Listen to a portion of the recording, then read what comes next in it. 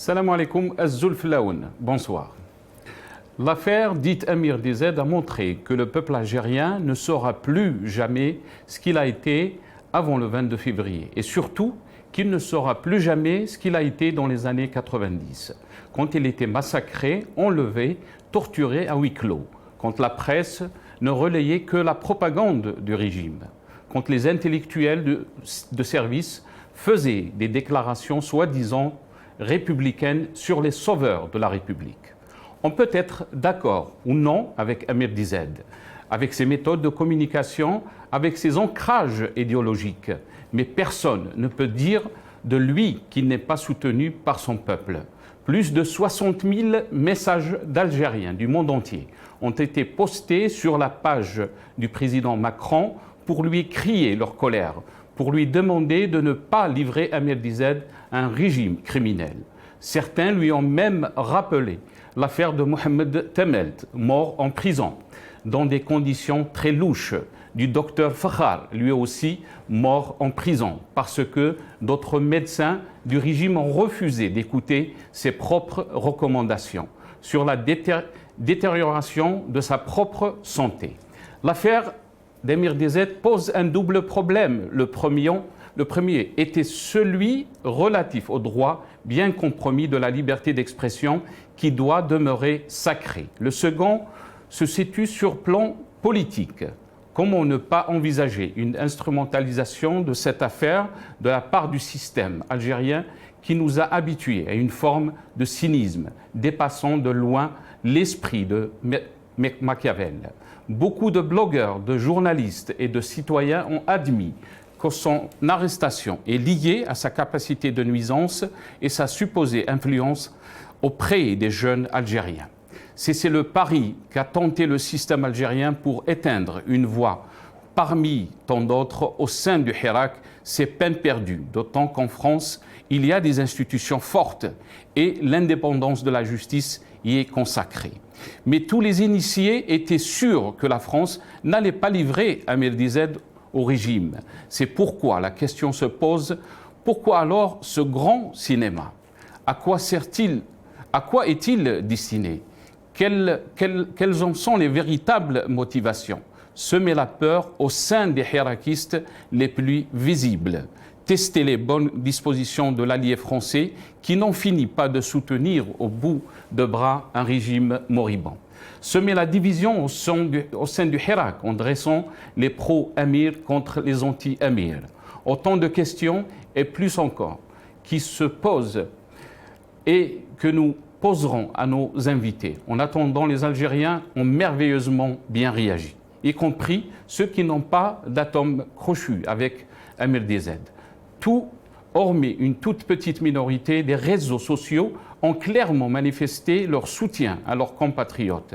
À tous, ils ont dit clairement au régime que le Hirak ne reculera pas et qu'il ira jusqu'au bout du rêve à la gare de la liberté, et plus tôt qu'on ne pense. Voilà donc extradition, incarcération et autres moyens. C'est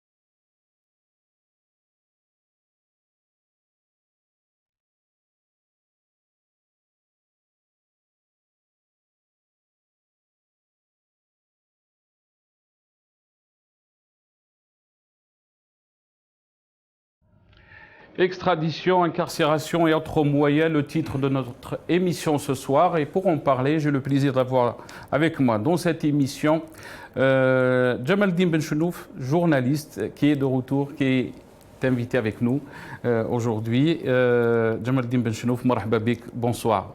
Ça fait un plaisir de te voir. Très content de te revoir et merci à tous nos amis qui ont demandé de mes nouvelles, Liemet, eh ben voilà, avec grand plaisir. On est content de t'avoir avec nous. On aura aussi le plaisir d'avoir depuis Paris, via Skype, Yahya Mkhiouba, membre du mouvement Rachad. Si Yahya, marhaba bik, bonsoir. Marhaba, c'est Nassar, bonsoir à toi et bonsoir à Si Jamal. Merci pour cette invitation et bonsoir à tous vos téléspectateurs. Merci Yahya Mkhiouba. On aura aussi depuis le Canada, via Skype aussi, Fatiha Razi, militant des droits de l'homme. Fatiha Razi, bonsoir, Massa al-Khir. Bonjour, merci de m'accueillir et merci de pratiquer déjà une certaine égalité sans tomber dans une galanterie en ne me donnant pas la parole au début. Merci beaucoup pour l'invitation. C'est vrai, vous avez raison. C'est vrai qu'on doit dire bonjour chez vous, Fatiha. Absolument. C'est vrai. Yatik Saha Fatiha, mais je vous remercie d'être avec nous. Je pense que c'est la première fois, Fatiha, de participer avec nous dans des émissions. Absolument, c'est ma première participation. J'espère que ça ne sera pas la dernière. Et merci de donner la parole à tout le monde. Merci beaucoup. Ça fait plaisir de vous avoir dans cette émission Fatiha Razi. Je vais commencer par vous, je vais vous donner la parole. Honneur aux femmes, yallah. Marhaba bik. Fatiha Razi, alors cette affaire de Amir Dized, qu'est-ce que vous en pensez? En fait, c'est intéressant. Votre introduction était très intéressante, mais pour moi, honnêtement, je vois pas ça comme étant l'affaire Amir Dized, ni en ce que ça implique, ni dans les réactions. C'est le peuple qui dit non à la répression, à l'arbitraire, et qui soutient tous les détenus d'opinion, toutes tendances confondues, toute opinion politique et autres. Maintenant, ce que ça a révélé, c'est très révélateur, tout ça, parce que j'imagine qu'on va décortiquer tout ça au fil de l'émission. Mais pour moi, le peuple a dit non, il est sorti, il a dit non, il a exprimé son ras-le-bol et a contesté le statu quo, et il continue à le faire. Et quand ils disent non, c'est pas juste non à l'arbitraire maintenant ou à ce qui s'est passé auparavant. Je pense que le peuple est dans un rejet catégorique et formel de ce qui se passe, je dirais, depuis l'indépendance jusqu'à 2020. Maintenant, Amir, comme vous disiez tout à l'heure, on a beau être d'accord avec lui ou pas, être d'accord dans sa façon de faire les choses ou pas. Je suis pas la mieux placée parce que pour être complètement honnête, pour ma part, je n'ai jamais suivi ni ses lives. Ce qui me relie à ce jeune, c'est on est tous les deux de Tiaret. Il est de Termelt et je suis du chef-lieu de la Wilaya. Et on est tous les deux des Algériens concernés. On est tous les deux des citoyens qui disent non, qui essaient de se réapproprier leur citoyenneté et leur pays d'une façon ou d'une autre. Maintenant, il y a cette partie-là où on peut être d'accord ou pas avec sa façon de faire. Pour ma part, de ce que j'ai cru entendre, et d'ailleurs j'en ai beaucoup appris depuis son arrestation. Donc cette arrestation a été aussi un coup de pub. Je dirais, si l'État a essayé de le faire taire, c'était un coup de pub parce que même les personnes qu'il ne touchait pas ont fini par être touchées par son discours. Notamment son discours à la place de la République, mais j'espère y revenir Très bien. Très bien, merci Fatiha Razi, restez avec nous. Jamaldine Benchenouf, je devais vous donner la parole le premier, mais bon, Fatiha Ben Razi a fait la star. Moi, je suis de la vieille école, je n'aurais pas accepté. Évidemment. Jamaldine Benchenouf, encore une fois, c'est un plaisir de vous avoir dans cette émission. Merci beaucoup. Votre sentiment sur cette affaire, Fatiha Razi dit que ce n'est pas une affaire. C'est tout le peuple algérien qui est concerné. Qu'est-ce que vous en pensez de l'arrestation de Amir Dized hier et aujourd'hui sa libération, mais sous condition? Non seulement c'est une affaire, mais c'est quasiment l'affaire nous parlerons encore longtemps, et peut-être dans l'histoire de l'Algérie, on parlera encore, quand on ira dans les arcanes judiciaires et politiques, de l'affaire Amir DZ. Et en fait, c'est une affaire éminemment symptomatique. Pourquoi ? Parce qu'elle a révélé, comme vient de le dire votre invité, Fatiha Ghazi. Fatiha, elle a révélé des choses. Et comme vous l'avez vous-même dit dans votre édito, dans votre présentation, vous savez, moi, ce qui m'a énormément surpris, impressionné, c'est que quand j'ai vu sur le site, sur la page officielle Facebook du président de la République française, M. Emmanuel Macron, 58 000 commentaires d'Algériens. 58 000. Ça n'arrive presque jamais, même dans les grandes questions françaises. Et là, on se rend compte que l'Algérie n'est plus ce qu'elle était avant le 22 février. Rappelez-vous, dans les années 90, les années de sang, les années de douleur, les années de propagande, de manipulation, quand on nous faisait passer des assassins de masse, des voleurs, des pillards qui tuaient de la main gauche pendant qu'ils volaient de la main droite, on nous le faisait passer pour les sauveurs de la République. Et aujourd'hui, avec le recul du temps, on sait ce que ont été ces sauveurs de la République. Je me rappelle, on nous appelait à l'époque les kitukistes, parce que nous, on osait poser la question de dire « qui tue qui ?» Et nous n'étions pas des islamistes. Nous ne le sommes pas. Mais nous posions la question parce que nous savions ce qui se passait. Et on disait « mais nous voulons savoir qui est en train de tuer ?» Et on nous bombardait, on lâchait contre nous des hordes de gens qui étaient payés pour ça, une presse aux ordres, etc.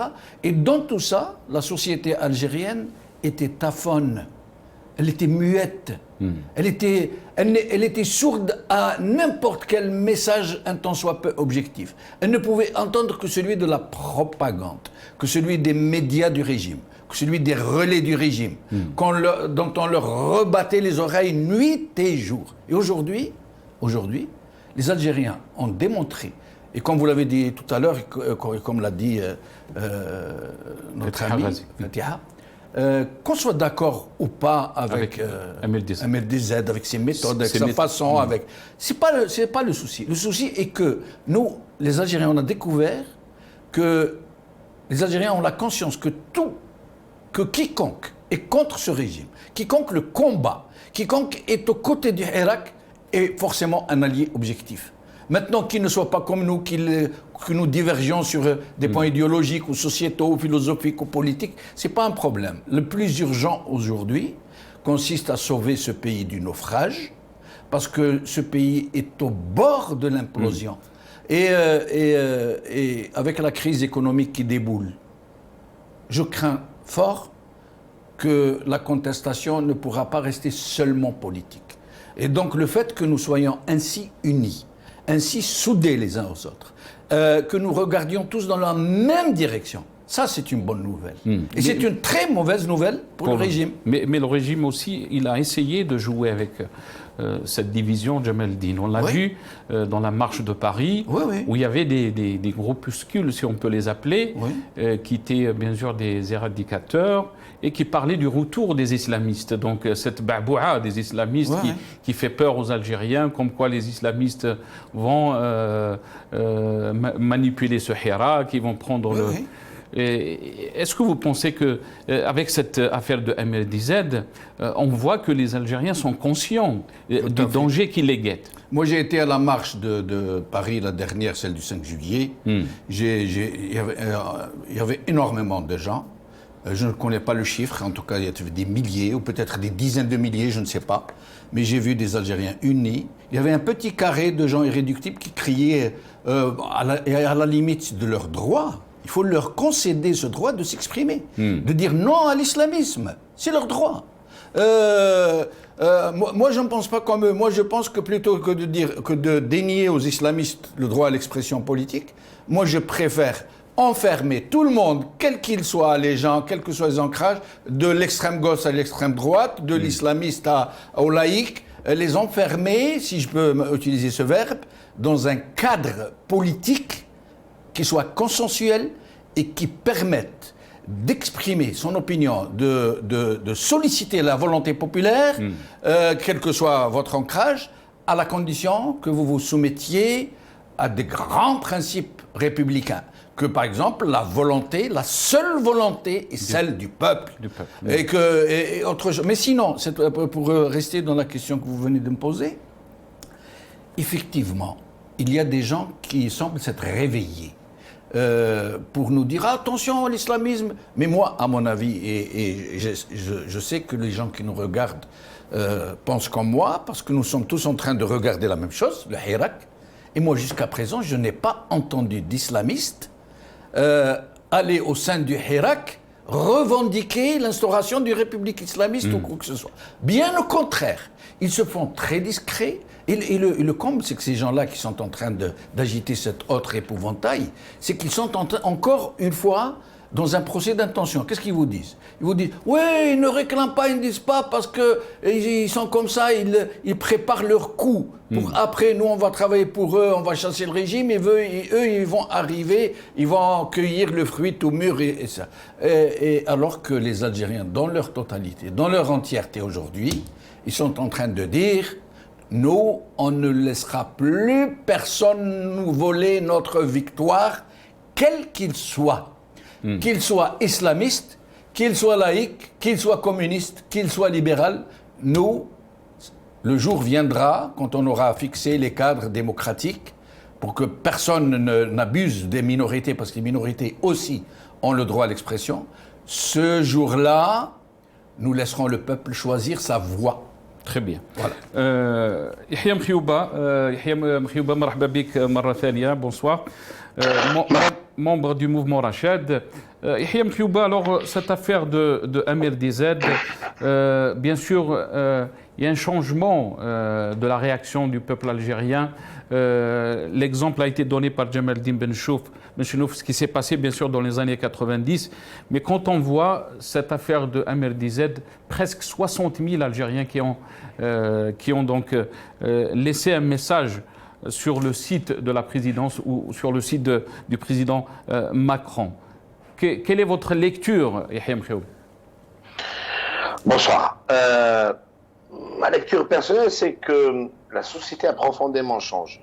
Et la société algérienne a commencé à changer depuis quelques années déjà. Je vous rappelle, avant même le Hirak, avant même le 22 février 2019, vous vous rappelez quand l'ancien président Bouteflika a été hospitalisé à l'hôpital de Genève, les Algériens ont affiché l'adresse et le numéro de téléphone de cet hôpital.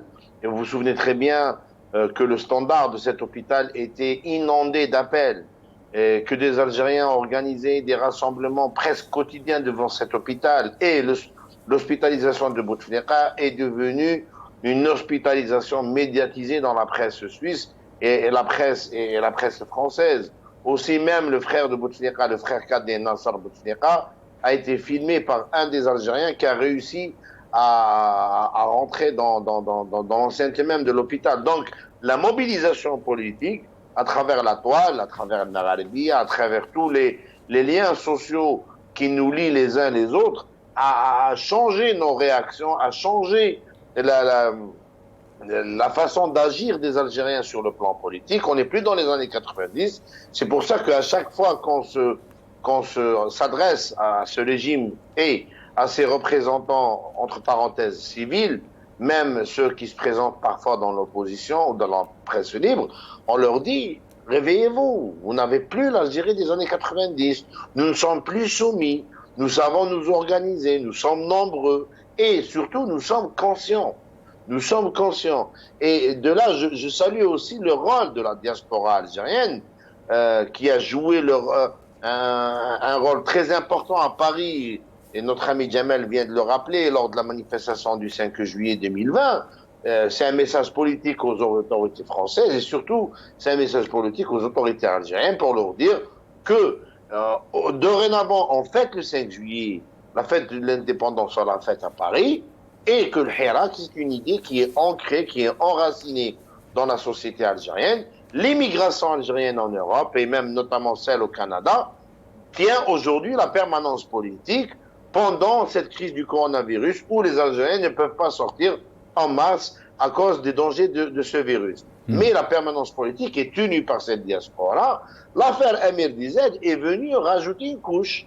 Et pour dire, aussi pour faire taire les voix qui disent en Algérie qui sont des voix du régime, qui sont les scribes du régime, qui disent venez en Algérie et militez, ben on leur dit, vous voyez, même quand on est résident en France, on est poursuivi, on est pourchassé par son propre pays pour des affaires politiques.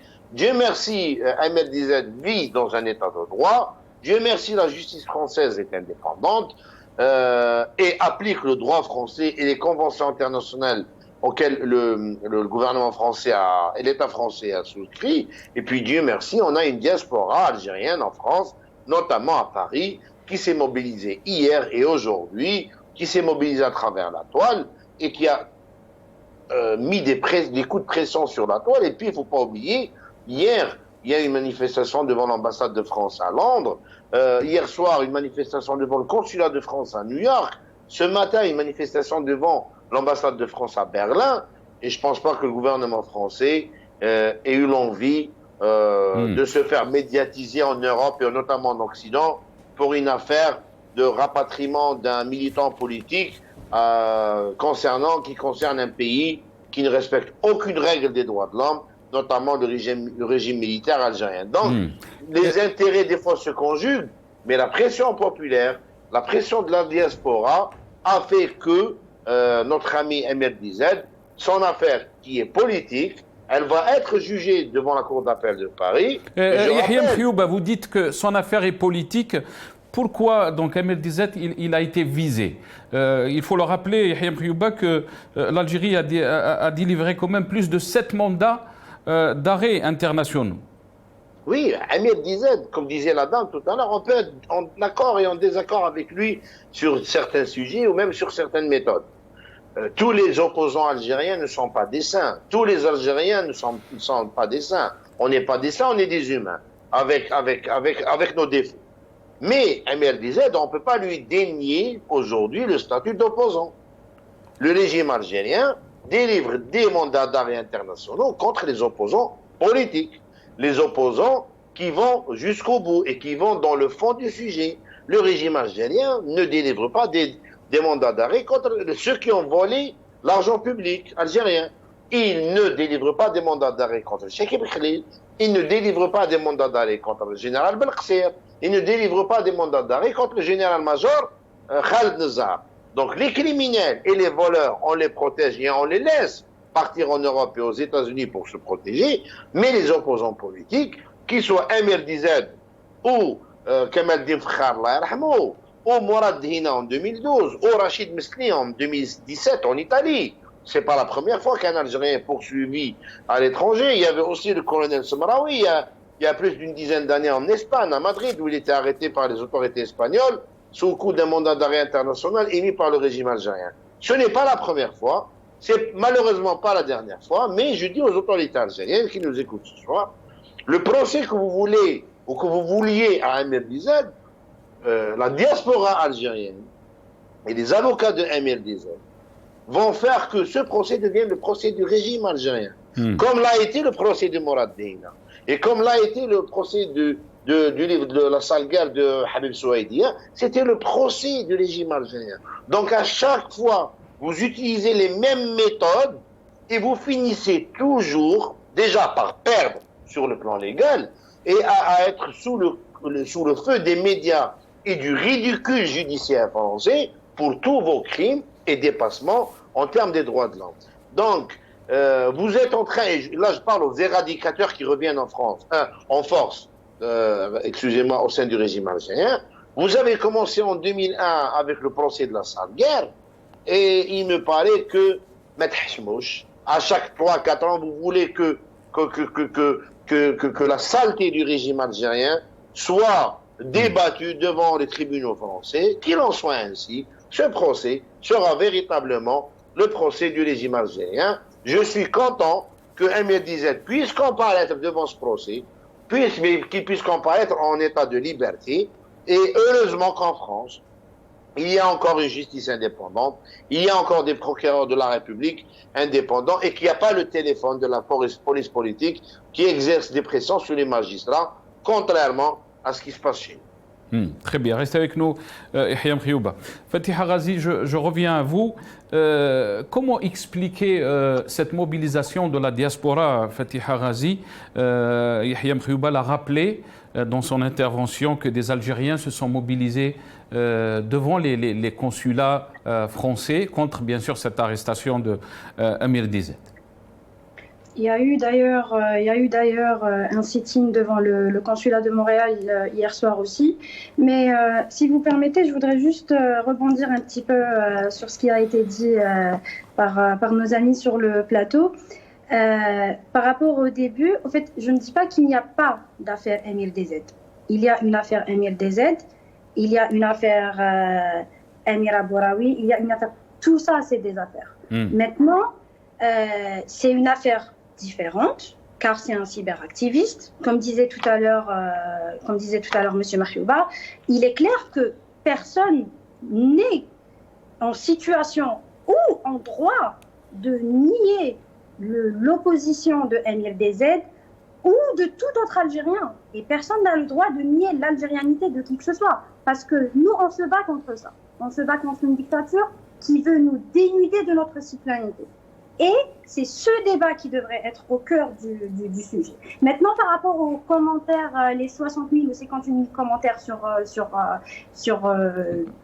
site de l'Élysée ou la page d'Emmanuel Macron, ou bien la mobilisation, ou bien les sit-ins de solidarité avec Amir Dizet, il y a aussi un contexte qui fait que ça se passe à l'étranger, il n'y a pas de confinement. Donc oui, effectivement, il y a cet engouement, les gens peuvent sortir, peuvent exprimer. Et ça vient au lendemain d'une date indépendante, d'une date importante. Ça vient au surlendemain d'un discours à plat ventriste, pathétique, du président illégitime. Donc maintenant, c'est ça aussi qu'il faut prendre en considération. Et je pense aussi, quand on disait tout à l'heure, M. Benchenouf et aussi M. Mkhiyouba, il disait que les gens sortent en contestation de ce qui s'est passé dans les 90. Moi, je pense que personne n'est sorti en se disant « Ok, on sort parce que c'est arrivé en 90 et qu'il ne faut pas le refaire ». Je pense que les gens sont sortis pour que ça ne se reproduise plus. Les gens sont sortis pour que ça cesse, comme démarche de cette instauration de l'état des droits. Et honnêtement, parce que dans les deux interventions, c'est ce que j'ai entendu. Honnêtement, je pense que c'est juste un sujet qui doit être traité dans les bonnes conditions, dans un état de droit. Et les coupables, d'un côté ou de l'autre, devront être punis. Mais que ça vienne dans un sujet comme aujourd'hui, aussi important, aussi vital que la répression que subissent nos frères à l'intérieur et maintenant à l'extérieur aussi. Donc je pense qu'il est plus important d'étudier et d'analyser, de se pencher sur ces deux aspects-là. Premièrement, sur ce que fait l'État, comment il procède, comment il profite d'une pandémie pour arrêter les gens. Est-ce que c'est un bon signe ou un mauvais signe qu'ils soient démissionnaires et qu'ils atteignent ce degré de déchéance au point d'avoir peur d'une simple question ou d'une simple publication Facebook? On a vécu une cinquantaine d'années où le citoyen n'existait pas pour l'État. Ils étaient dans le déni de notre existence même, que ce soit en termes d'élection, en termes de notre voix. Et maintenant, un simple post Facebook devient passible de 18 mois, de 24 mois et de peines encore plus lourdes. Donc je pense que c'est ça le sujet sur lequel on doit s'attarder. Mais aussi, il ne faut pas oublier que là encore, il y a 55 personnes qui sont encore en prison. Il ne faut pas oublier qu'il y a eu 1200 personnes poursuivies. Et c'est toutes ces personnes, Amir ou Amira, ou tout, il faut qu'on garde à l'esprit que c'est une attaque d'une dictature, militaire ou financière, ou peu importe comment on l'appelle, contre un peuple. Il faut garder en tête que c'est cet arbitraire qu'il faut analyser, qu'il faut dénoncer. Ça, c'est un point de vue. Maintenant, pour revenir au terme que vous utilisez tout à l'heure, mes camarades ou mes amis sur le plateau, par rapport au retour des éradicateurs ou des islamistes ou de la Dawla Islamia. Encore une fois, pour moi, je ne sais pas si parce que j'étais trop jeune ou je ne sais pas si je suis trop optimiste. ou trop tournés vers l'avenir, mais on n'en parle que sur les plateaux télé. On n'en parle que fil la diaspora. On n'en parle que place de la République. C'est plus un sujet d'actualité. Les gens font front commun. Ceux qui sont détenus, personne ne s'intéresse à ce qu'ils sont détenus parce qu'ils sont d'un extrême ou de l'autre. L'Algérien s'est réapproprié le terrain, s'est réapproprié sa citoyenneté. Et il tente de se conscientiser, ou je ne sais pas comment je dirais, c'est acquérir cette conscience et cette maturité. Il ne faut pas tomber dans les faux débats. Et en plus, notamment, les faux débats à la place de la République. Le débat flagrant poste, oui, mais entre deux journaleux ou deux journalistes ou deux personnes, honnêtement, est-ce qu'on veut mettre notre énergie ici ou est-ce qu'on veut profiter de l'écho qu'on a pour mettre le doigt sur les vrais sujets, pour parler de tout le monde, parler de Tabou, de Émir, parler de tout le monde. Maintenant, Émir, oui, il touche le cœur du peuple, notamment son dernier discours. Et je pense que, comme disait tout à l'heure M. Benchouf, et vous disiez au début, il a profité de cet élan de solidarité énorme, et c'est ça que retiendra l'histoire, comme disait M. Benchouf tout à l'heure. Pourquoi? C'est pas forcément pour lui, mais c'est parce que le peuple, ça ne m'intéresse pas. Tu n'es pas mon ennemi. Mon ennemi, c'est celui qui m'empêche d'avoir un état de droit. Mon ennemi, c'est celui qui m'empêche d'avoir une justice indépendante. Mon ennemi, c'est celui qui me dénude de ma citoyenneté. Et je pense que c'est ça le débat. Le débat, c'est pas est-ce que c'est la façon dont il fait les choses ou pas. Comme disait tout à l'heure M. Mariouba, bien évidemment que chacun médite à sa façon. Et je dirais même, au risque de choquer, qu'il y en a même marre d'une certaine noblesse d'esprit quand celui qu'on a en face n'a aucune noblesse d'esprit, ne connaît que la barbarie, ne connaît que la violence et ne connaît que la répression et l'arbitraire. Donc bien évidemment, maintenant on est d'accord ou pas. Heureusement qu'on n'est pas d'accord et c'est ça ce à quoi on aspire. On aspire à ne pas être d'accord dans un cadre, dans un socle de droit. Très Merci. bien. Fatiha Razi, restez avec nous. Jamaldine, quand on entend Fatiha Razi, on se dit vraiment ce peuple a fait une avancée extraordinaire en termes de conscience politique. Et il faut rappeler aussi que Fatiha Razi est au Canada. Et les gens du régime qui n'arrêtent pas de rappeler, si vous voulez faire le changement, il faut être en Algérie. Quand on entend Fatiha Razi, on se dit vraiment cette conscience extraordinaire, l'amour de ce pays et surtout cette volonté de changer les choses. Vous m'enlevez les mots de la bouche.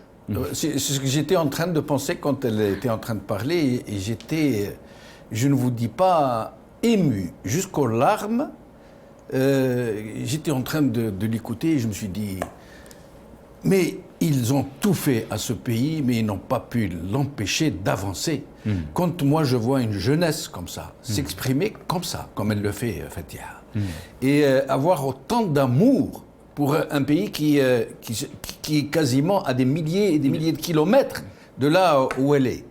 Et quand je vois cette détermination, cette soif de citoyenneté dont elle nous dit que l'Algérien est en train de se la réapproprier, eh ben moi je dis le régime a du souci à se faire.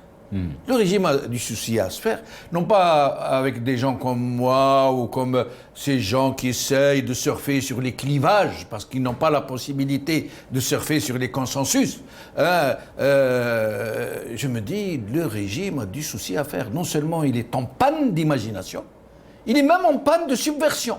Et même tout ce qu'il entreprend, il est contre-productif pour lui. La preuve, comme nous l'a dit Yahya Mkhioba tout à l'heure, ce procès qu'il voulait, celui de Amir DZ, va être celui du régime. Encore une fois, comme cela l'a été dans l'affaire Souaidia, où le procès est devenu celui du régime, des assassins, du terrorisme pédagogique, etc.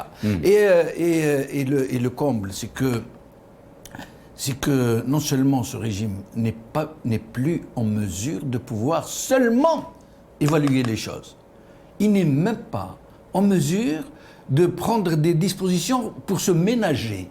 Il est devenu quasiment suicidaire. Il est dans le Titanic et il creuse. ils donnent des coups de masse mais eux, à la coque. Jamaldine, eux, ils nous parlent d'une nouvelle Algérie, Oui. d'un... C'est incroyable, ce culot. Hein. Et ils nous disent qu'il y a bien sûr des mesures d'apaisement, qu'on va essayer d'aller de l'avant pour construire donc, cette nouvelle Algérie, ou le projet Nouvelle Algérie dont ils nous parlent. Alors qu'on voit que les choses se compliquent pour les Algériens par rapport aux libertés, par rapport, bien sûr, Fatiha Razi a parlé, il suffit d'un post sur Facebook, on se retrouve en prison pour 18 mois, pour 24 mois. Oui. Donc les choses se compliquent et s'empirent en termes de liberté d'expression. Et est-ce que vous pensez que les Algériens vraiment vont gober ce discours du régime qui dit qu'on est dans cette nouvelle Algérie, qu'il faut qu'on s'entraide pour s'en sortir de ces difficultés? Alors non seulement la société algérienne ne va pas gober cette histoire de nouvelle Algérie, mais c'est une plaisanterie. C'est une sinistre plaisanterie. Tebboune qui a commencé la politique il y a 50 ans. Il a commencé à l'âge de 25 ans, il en a 75 aujourd'hui, ou quelque chose comme ça. Et qui est entouré de généraux grabataires, séniles, et qui est entouré même les technocrates qui travaillent avec eux. Ils ont les mains liées. Moi, j'en connais personnellement. Des gens qui sont réellement intègres, des gens qui sont déterminés, qui aiment leur pays, mais qui ont les mains liées. Mais le grand problème, Nasser, vous savez qu'il n'y a rien de plus dangereux qu'un fauve blessé et qui en plus est acculé, qui n'a pas d'échappatoire possible, qui n'a pas d'exutoire possible. Vous savez ce qui se passe? Il devient fou, quitte à se jeter lui-même dans le vide. Et donc, c'est ce qui arrive à ce régime. Est-ce que vous pensez donc que le régime est dans cet état? Il est dans cette situation. Et c'est pour ça que lui, il est en train de faire feu de tout bois, d'envoyer ces francs-tireurs des années 90, essayer de diviser le peuple algérien, de le cliver. Et c'est pour ça que nous devons rester unis, que nous devons nous solidariser les uns avec les autres, que nous ne devons pas croire aux épouvantails multiples et divers qu'agite le régime, et que nous devons protéger, nous solidariser avec tous les Algériens. Je vais vous donner un exemple. À Biskra, la situation du secteur de la santé est catastrophique. Comme un peu partout, comme dans la wilaya de Sétif, comme un peu partout. Il faut rappeler aussi que le président a dit qu'en avril, on en aura fini avec le corona. Et on a l'un des meilleurs... Et on a l'un des meilleurs... Pas l'un des meilleurs, le meilleur en Afrique. Secteur de la santé d'Afrique, du monde arabe, de je ne sais pas quoi. Mais le problème, c'est qu'à Biskra, par exemple, à Biskra, le sociologue Fars Sharaf el-Din Choukri, c'est un Biskri, c'est un sociologue. Il connaît sa ville, il connaît la population, il est en train de voir le ouij ou le munkar. Il est en train de voir des gens mourir alors qu'ils n'auraient pas dû mourir. Il a alerté sur la situation. Pourquoi? Parce que c'est surtout dû à l'anarchie, à la gabegie, à l'incompétence. Eh bien, il est arrêté, il est dans les locaux de la police, il a été mis en garde à vue.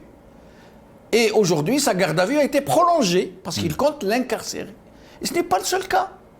Il y en a plein comme ça. Il croit que c'est le seul moyen. Alors nous, qu'est-ce que nous devons faire? Non seulement nous devons nous solidariser avec tous nos concitoyens qui sont inquiétés de cette manière, qui sont opprimés. Mais en plus, nous, de la diaspora, qui avons les moyens d'amplifier, de relayer des nouvelles à un niveau mondial, il faut que nous le fassions encore avec plus d'efficacité et plus d'énergie.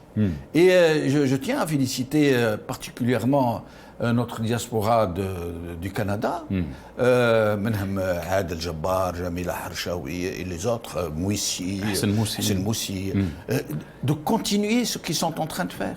Moi, à Paris, à la manif de Paris, quand j'ai vu, c'est incroyable comment les gens parviennent à s'organiser, alors qu'ils n'ont pas d'argent, alors qu'ils n'ont pas de leadership connu, alors qu'ils n'ont pas une organisation structurée. Est-ce que vous pensez que cette diaspora leur fait peur? Et quand on dit leur fait peur au régime, bien sûr. Bien sûr que ça les épouvante, parce qu'ils savent Vous savez, pendant la Révolution, Beaucoup de gens croient que le plus grand financier de la révolution algérienne, c'était la Chine. Effectivement, la Chine a beaucoup aidé la révolution algérienne. Mais le premier financier, le nerf de la guerre, de la guerre de révolution, de libération, c'était la diaspora en France, la diaspora algérienne en France. Et qui réussissait à acheminer l'argent qu'elle récoltait auprès de tout le monde vers la Suisse à travers des Français, le réseau Janssen, qui nous a aidés. Est-ce qu'on l'appelait ce temps-là la Wilaya 7, Djemal? La Wilaya 7, oui, la Wilaya 7. Et elle a fait des merveilles. Elle a fait des merveilles. Et elle a payé très cher. Vous connaissez les événements d'octobre 61. Mais pas seulement. C'est ça, la diaspora, en ce moment, malgré tout ce qu'on a fait pour la couper de son pays, y compris les billets d'avion, la cherté exorbitante des billets d'avion, par exemple, entre autres, y compris ce discours qu'on leur tient de deuxième collège. Vous avez vu les dispositions constitutionnelles de Ouihia. Tout à fait. Comme quoi les citoyens algériens n'ont pas le droit à certains postes, ils ne peuvent pas être élus. Malgré tout ça, la mobilisation tout à fait incroyable.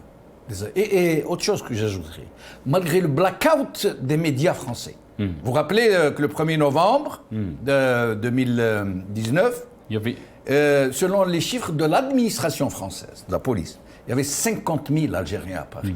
Alors que les chiffres, il y avait qui annonçaient plus de 100 000. On parle d'au moins 80 000, des vrais chiffres. Eh bien, il n'y a pas eu une ligne, un mot dans la presse française.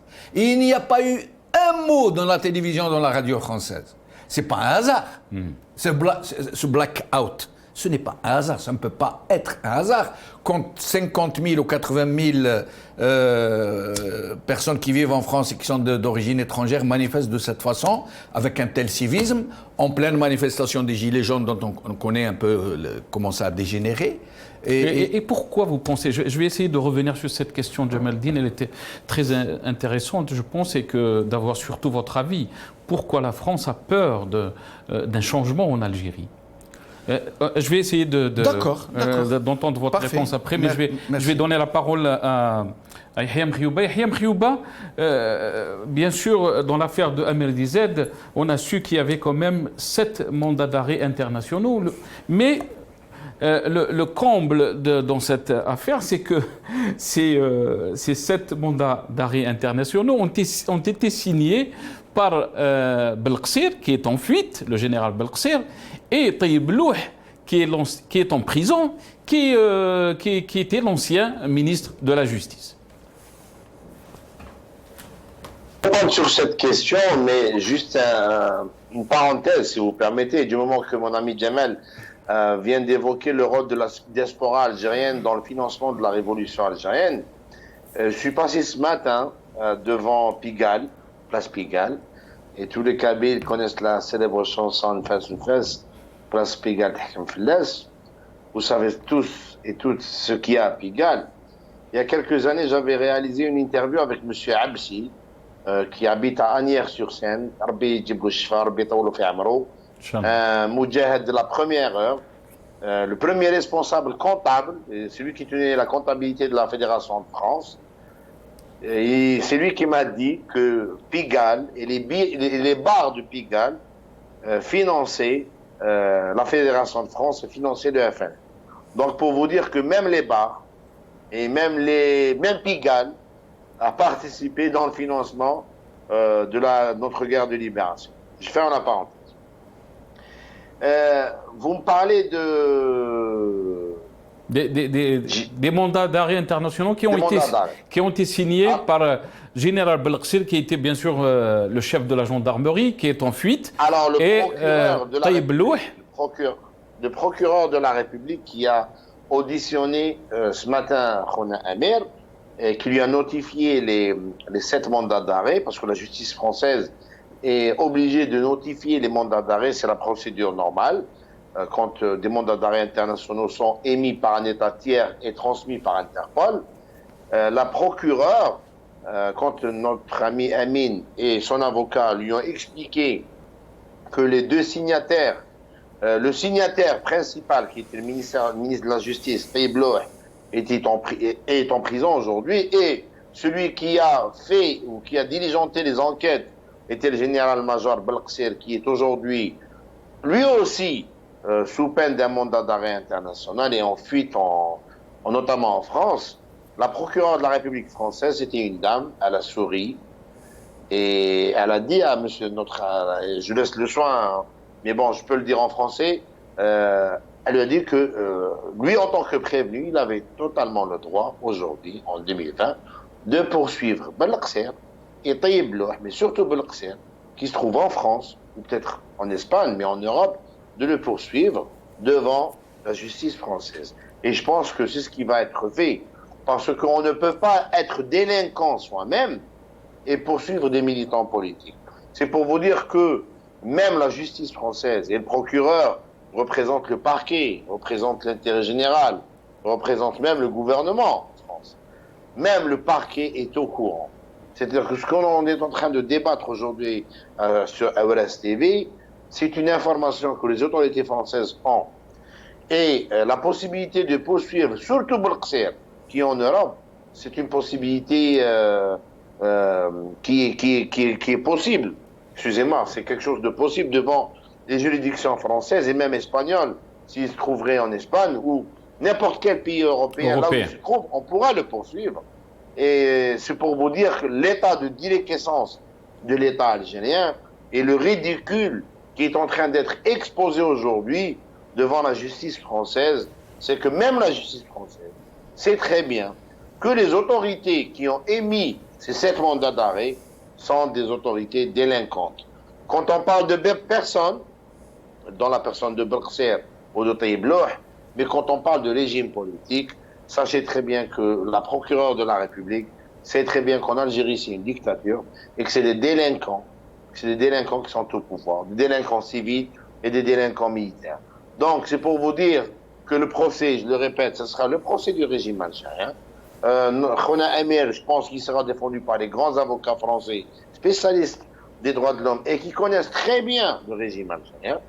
Et je pense que cette affaire va tourner au vinaigre pour le régime. Je souhaite bon courage à leurs représentants consulaires et diplomatiques à Paris qui vont avoir du travail parce que le parquet va leur demander de constituer des dossiers sérieux parce qu'on ne se présente pas devant la cour d'appel à Paris avec des dossiers vides comme c'était le cas de notre frère Morad Dehina en 2012.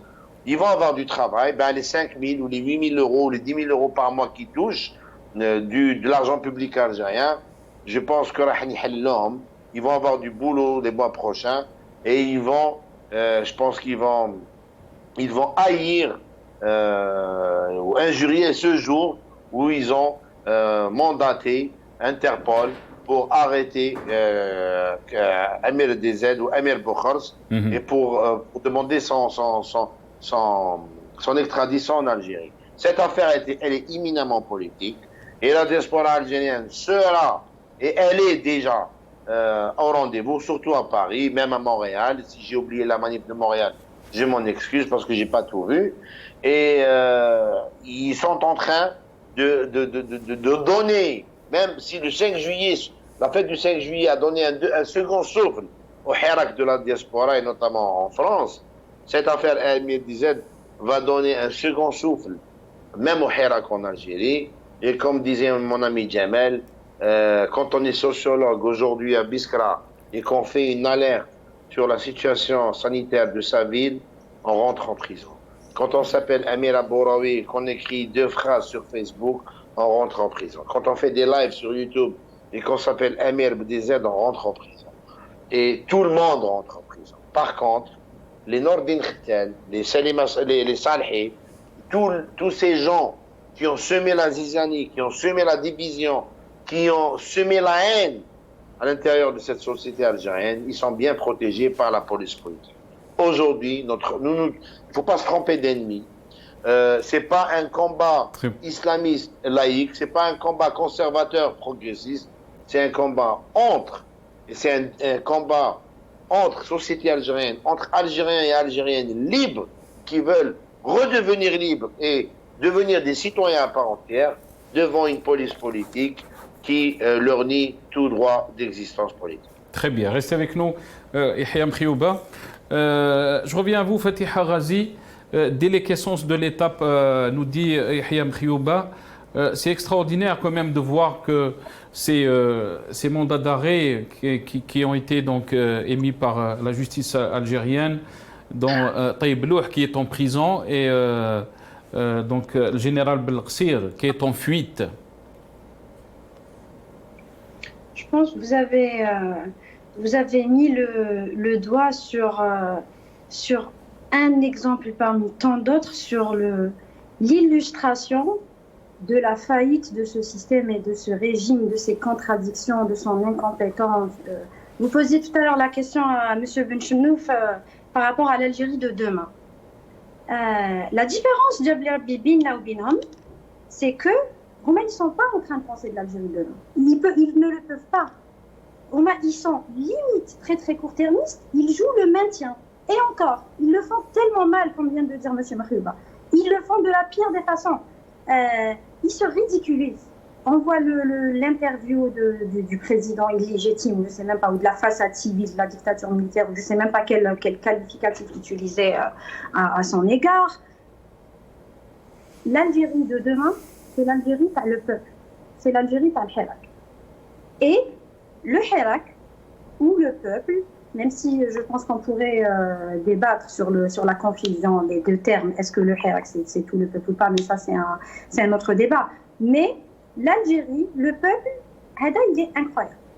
Il est en train de construire l'Algérie de demain, sauf que eux, ignorent, bruts qu'ils sont, ils ne le savent même pas. Ils ne savent pas qu'on a déjà gagné et qu'on est en train de développer les mécanismes. Quand je dis développer les mécanismes, on le voit dans l'élan de solidarité. On le voit dans le fait que les gens ne voient plus les arrestations comme l'affaire Amir Abouraoui ou l'affaire Amir DZ. C'est l'affaire algérien contre répression. C'est l'affaire algérien contre régime. C'est ça la vraie traduction de ce qui est en train de se passer et c'est ça ce qui est important.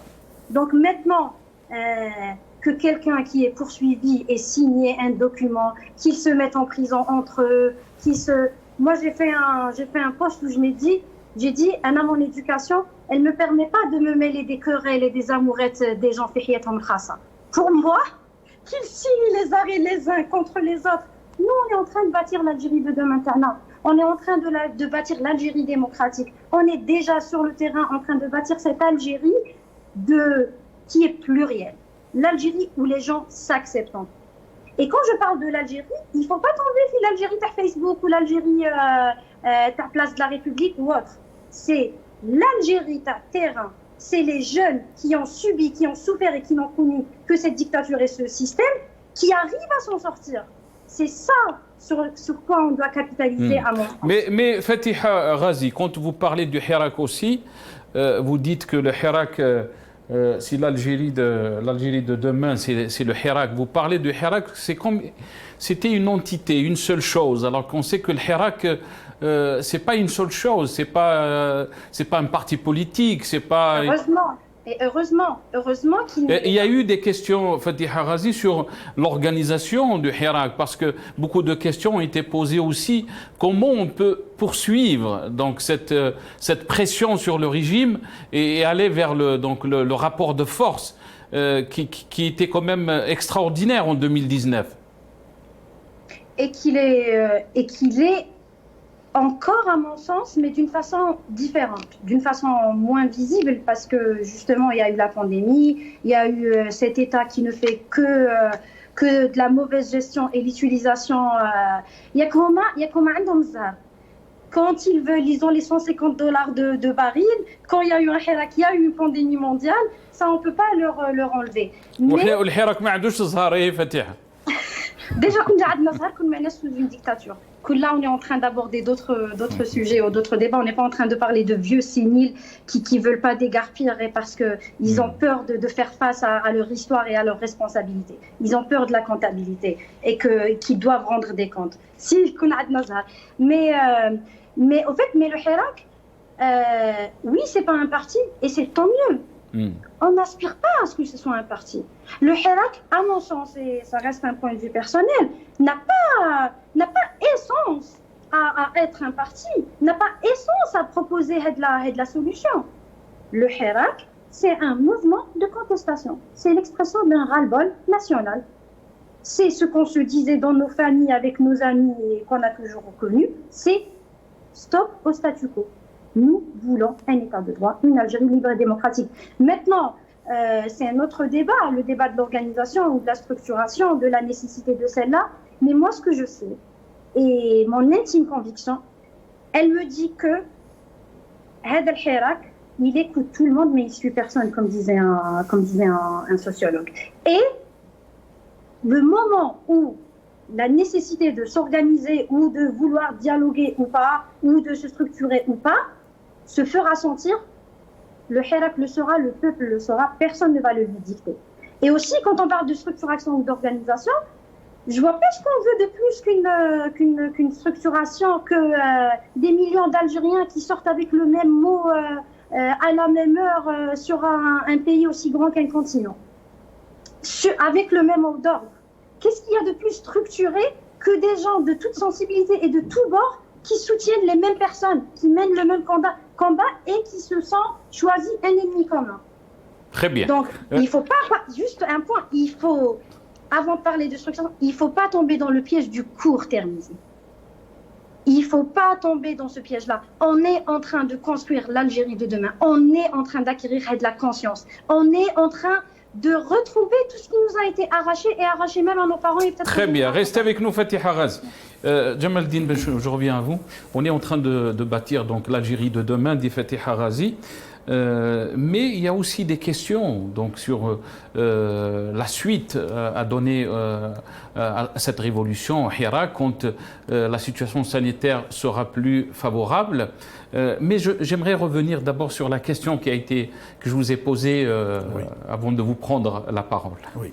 Alors, vous savez, Nasser, en diplomatie, en politique internationale d'une façon générale, il n'y a pas de morale. Il n'y a pas d'état d'âme. La seule valeur prégnante qui fait consensus partout, c'est l'intérêt de son propre pays, l'intérêt de son propre peuple au détriment des autres. C'est comme ça que ça se passe. Il ne faut pas se leurrer, il faut pas... Et donc la France est dans ce rôle. L'autre problème dans cette, j'allais dire, coopération, qui est un mot très, très biaisé, très faux, entre l'Algérie et la France. Et que si ce principe, ce très méchant principe de mon intérêt d'abord au détriment de l'autre est pratiqué du côté français, du côté algérien, il n'est pas pratiqué du tout.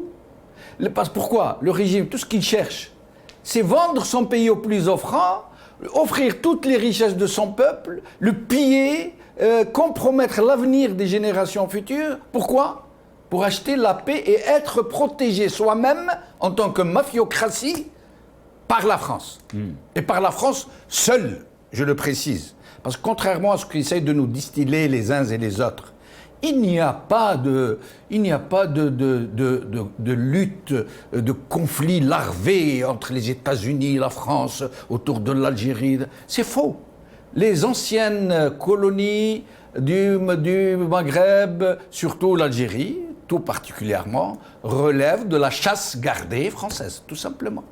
Mais est-ce que vous pensez aussi que la France en a plus à gagner d'avoir un régime démocratique, où il y a les libertés qui sont respectées, une indépendance de la justice, qu'il n'y a pas un risque d'explosion où la France peut avoir des milliers ou même des centaines de milliers de réfugiés ou d'Algériens qui vont essayer de traverser la Méditerranée pour arriver en Europe. Exactement ça. Le malheur, notre malheur, est que la France aurait eu beaucoup mieux à gagner si elle avait opté pour cet angle de vision des choses. Pourquoi elle n'a pas opté pour ça ? Pourquoi elle n'a pas opté ? Alors d'abord, parce qu'il faut le rappeler que l'Algérie est un pays à mono-ressources. C'est le seul pays au monde, c'est incroyable de le dire comme ça. Même l'Arabie Saoudite a Mais Tebboune Jamaldine nous a parlé de 25 milliards de dollars. Ça veut dire c'est tellement hallucinant. Des exportations ce de l'agriculture. Qui bâtit sur le mensonge. Tebboune qui nous dit qu'en 2019, l'Algérie a produit l'équivalent de 25 milliards de dollars en produits agricoles. D'abord, comment il a su, puisque ça n'a pas été exporté? Et il nous dit on n'a rien importé, alors que tout a été importé. Vous savez ce qui est contenu dans le produit? Je vais le faire très vite, parce que c'est un autre sujet. Il ne reste pas beaucoup de temps. Vous savez que l'agriculture, vous prenez par exemple le poulet de chair qui est fabriqué en Algérie. Donc M. Tebboune nous dit qu'il est produit par l'Algérie. C'est un pur produit algérien. Quand vous prenez le poulet de chair qui est produit, qui est un produit agricole, que vous le décortiquez en intrants, ça veut dire ce qu'il y a dedans, comme produits importés, comme produits locaux, comme... Vous savez que le poulet est au moins à 90% importé. Le poulet. Les hormones, les médicaments, l'aliment du bétail, les couveuses, les batteries, le transport, l'essence qui sert à transporter. Quand vous faites rentrer tous les intrants, même le poulet est importé. Même le pain est importé en réalité. Vous voyez. Mais sinon, juste préciser quelque chose, c'est que à un certain moment, pour appâter leurs partenaires français, comme ils disent, en fait leur maître, puisque eux sont des proconsuls dans leur propre pays au service d'une autre puissance. Pour les appâter, vous savez ce qu'ils font, ce qu'ils faisaient? Ils finançaient les campagnes électorales, y compris des petits partis. Ils finançaient un peu tout le monde. Ils arrosaient la presse. Ils ont un lobby ici, en France. C'est pas le lobby de l'Algérie, il ne faut pas se tromper. Contrairement au Maroc, qui a un lobby marocain. Pour le Maroc. Le lobby du régime. Nous, on a, en France, il y a un lobby algérien, le lobby du régime, qui passe son temps à arroser la presse pour qu'on ne parle pas de l'Algérie, qui passe son temps à tromper l'Élysée. Vous savez que ce lobby a plus d'influence et donne plus d'informations à l'Élysée que l'ambassade qui est en Algérie, pour vous dire. Plus que les services de sécurité. Ce sont des gens qui sont partout, ces lobbyistes, et qui sont en train de tout faire pour que l'État français ne lâche pas la mafiocratie algérienne. Et qui sont en train d'arroser un peu tout le monde. Le problème aujourd'hui, c'est qu'il n'y a plus d'argent. L'Algérie ne représente plus une bonne affaire, puisqu'avec la chute du prix du pétrole et l'épanchement des réserves de change, l'Algérie ne va même pas pouvoir nourrir sa population. Alors encore moins arroser les Français ou leur donner des contrats. Alors qu'est-ce qu'ils ont fait pour pallier un peu ce manque? Ils viennent de faire passer un amendement, enfin ils sont en train de le faire passer, qui autorise l'armée algérienne à intervenir en dehors de nos frontières. Vous savez pourquoi? C'est une offre de service. C'est comme s'ils leur disaient, écoutez les Français, parce que vous avez des problèmes chez vous, que vous ne voulez plus envoyer vos propres gars au casse-pipe, nous, on va envoyer les enfants des autres. On va les envoyer au casse-pipe en Libye, au Mali, au Niger, au Sahel, où vous voulez. C'est comme ça que ça se passe, c'est Nasser. C'est comme ça. Ces gens n'ont aucune pitié, aucune autre vision que celle de leur petit estomac et de leurs petits intérêts très étriqués et très à court terme. C'est comme ça que ça se passe. Très bien. Il ne me reste pas beaucoup de temps, Yahya Mkhayouba. On doit accélérer un peu. On me dit 6 minutes. Je vais vous donner la parole, Yahya. Alors comment vous voyez les choses évoluer, Yahya Mkhayouba? On a vu donc cette affaire de MRDZ qui a été contre-productive pour le régime, si on peut le dire. Est-ce que vous pensez que c'est un signal fort pour le régime de dire qu'on ne peut pas poursuivre les militants, les hirakistes qui sont à l'étranger? Je pense que la suite des choses, c'est que le Hirak est là. On ne va pas dire qu'il va revenir. Le Hirak n'a jamais disparu, n'a jamais quitté la scène politique. Le Hirak est là après le coronavirus, qu'on espère, Inch'Allah, fera le moins de victimes possible, sachant que le système sanitaire algérien est totalement défaillant. Quand j'entends Tebboune, comme disait mon ami Jamal, disait qu'on a produit 25 milliards de dollars d'aliments, de légumes et de fruits en 2019, je rappelle à M. Tebboune et aux économistes qui entourent le régime algérien que la facture alimentaire algérienne s'élève à 20 milliards de dollars par an, pendant que le Maroc importe 600 millions de dollars.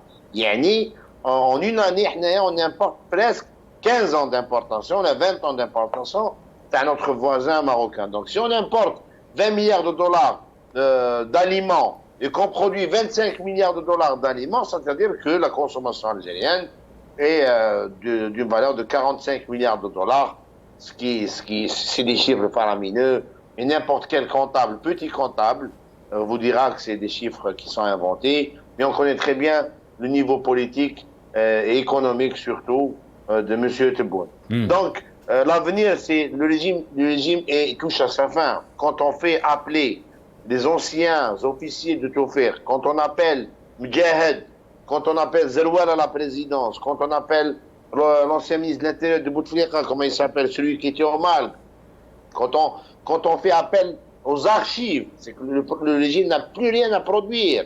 Quand on utilise des agents de bas niveau en France pour manipuler les gens et essayer de casser l'unité du Hirak, c'est que le régime n'a plus rien à offrir, ni sur le plan politique, ni sur le plan économique, et ni sur le plan médiatique. Le Hirak va revenir. Est-ce que le Hirak a quelque chose à offrir, Yahya? Absolument, il a tout à offrir. Le Hirak a tout à offrir. La première des choses, il a offert l'unité du peuple algérien. Il a à offrir une alternative politique. Et puis, la convivialité, l'amour entre nous, avec nos différences. Nous n'allons pas devenir tous des Yahya Mkhiyouba, ou tous des Jamaldine Ben Chenouf, ou tous des je ne sais pas qui, ou tous des Karim Tabou. On restera tous avec nos identités, nos opinions politiques, mais dans le cadre du projet national. Le Hirak offre un cadre de projet national que le régime a dénié à l'Algérie. Nous ne voulons pas que notre armée devienne une armée de mercenaires aux mains des entreprises et de l'ultralibéralisme mondial. Nous voulons une Algérie algérienne, avec notre identité algérienne, notre culture algérienne, et même avec nos voisins directs, qui est le Grand Maghreb, qui est l'essence même du combat nationaliste algérien, qui était l'étoile nord-africaine. Le Hirak a tout à offrir, le régime n'a plus rien à offrir. Et nous vaincrons, et j'en suis certain. Merci Yahya Mkhiyouba. Dernier mot, Fatih Aghazi, le Hirak a tout à offrir, le régime il n'a rien à offrir. Le régime non seulement n'a rien à offrir, mais on n'attend rien de lui. On n'attend pas à ce qu'il offre quoi que ce soit. Maintenant, nous, ce qu'on a à offrir, c'est tout. C'est l'Algérie de demain, c'est l'avenir de demain. Pour ce faire, j'imagine que l'émission touche à sa fin et qu'on n'a pas plus beaucoup de temps, mais pour ce faire, il faut pas tomber dans les pièges et dans les manœuvres et les magouilles de la contre-révolution. Il faut rester soudés, unis, garder en tête les raisons pour lesquelles on est sorti et ne rentrer que quand ces revendications-là seront réalisées, qui sont basiques. État de droit, égalité, pluralité. Et il faut garder ça en tête, être unis plus que jamais, soutenir, comme disait tout à l'heure M. Benchenouf, Gal Madlom, Gal Mahgour, et toute personne, tout concitoyen ou tout citoyen qui subit de la dictature, ce qui est le cas de nous tous, qu'on soit à l'intérieur ou à l'extérieur, être unis, mais faire de toute affaire une seule affaire. C'est l'affaire contre l'arbitraire, l'affaire contre la dictature. Il faut, toutes les affaires, c'est des sous-affaires de la seule et unique affaire qui est l'instauration de l'état de droit, qui est lui. Merci Fatih Aghazi. Merci, ça a été un plaisir de vous avoir dans cette émission. Jamaldine Benchenouf, le dernier mot. Est-ce que vous pensez que cette affaire Amir DZ, beaucoup ont parlé de deux facteurs qui ont fait la force de cette révolution, son unité et sa silmiya. Oui. Est-ce que cette affaire Amir DZ a fait montrer et met en valeur ces deux facteurs? Oui, bien évidemment. Moi, ce qui m'a beaucoup réjoui, c'est que y compris des gens qui étaient contre Amir DZ, contre sa mouvance, enfin de celle de laquelle il se revendique, ont été très solidaires avec lui. Ils l'ont dit, hein. Ils l'ont dit, on ne pense pas comme lui, on n'est pas d'accord avec lui, mais nous sommes avec lui corps et âme jusqu'à ce qu'il soit rétabli dans ses droits et on ne laissera personne le livrer à une bande de bandits, de mafieux, de criminels. Et ça, c'est plus qu'un programme, c'est une promesse. Et je ne veux pas abuser de votre temps. En tout cas, merci de m'avoir reçu. Très Très satisfait de vous avoir dans cette émission, Jamaldine. Juste pour vous rappeler que Jamaldine vous trouvera dans cette place demain, Inch'Allah. Vous serez le présentateur Jamaldine de votre émission Microscope. Marhaba bik, marra thaniya. Voilà, je remercie. Donc, on est arrivé à la fin de cette émission. Merci Jamaldine Ben Chennouk. Merci beaucoup. Merci à Yahya Mkhiyouba, membre du mouvement Rachid, qui était avec nous depuis Paris. Merci à Fatiha Ghazi, militante des droits de l'homme depuis le Canada. Fatiha. Inch'Allah, ce ne sera pas la dernière fois. Bravo à Si Fatiha. Ça a été un plaisir de vous avoir dans cette émission. Merci à vous, chers téléspectateurs.